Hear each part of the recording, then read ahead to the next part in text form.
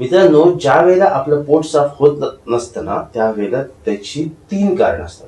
सगळ्यात पहिलं म्हणजे जन्मापासूनच आपला पोटा जड असतो, त्याला आपण काही करू शकत नाही, तो तसाच ठेवायचा, त्याला एक्सेप्ट करायचं आणि पुढे निघायचं.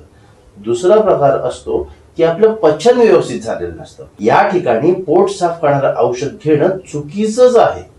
या ठिकाणी आपल्याला पचन करणारं औषध घेणं अपेक्षित असतं आणि हे पचन करणारं औषध घेतलं की पोट साफ लगेच होणार असतं. तिसरा प्रकार असा असतो की आपली जी मोठी आतडी असतात ना, त्यांच्यामध्ये वॉटर ऍब्झॉर्प्शन प्रक्रिया जी असते ही खूप वाढते आणि या आतड्यांमध्ये जे मल असतं ते कठीण होऊन जातं, त्याच्यामध्ये वृक्षता वाढत जाते.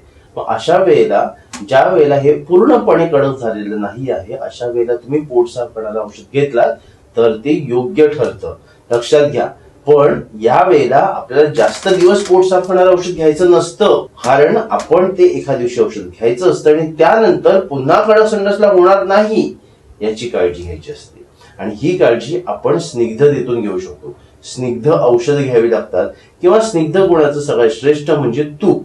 जेवणाच्या मध्यभागी तूप घेऊ शकता. जेवणाच्या मध्यभागी ज्यावेळेला तुम्ही तूप घेता ना, त्यावेळेला त्या संपूर्ण अन्नाला स्निग्धता प्राप्त होते आणि हे अन्न पुढे जाऊन ज्यावेळेला त्याचं मलामध्ये रूपांतर होतं त्यावेळेला त्याच्यामध्ये कडकपणा सहजासहजी येत नाही.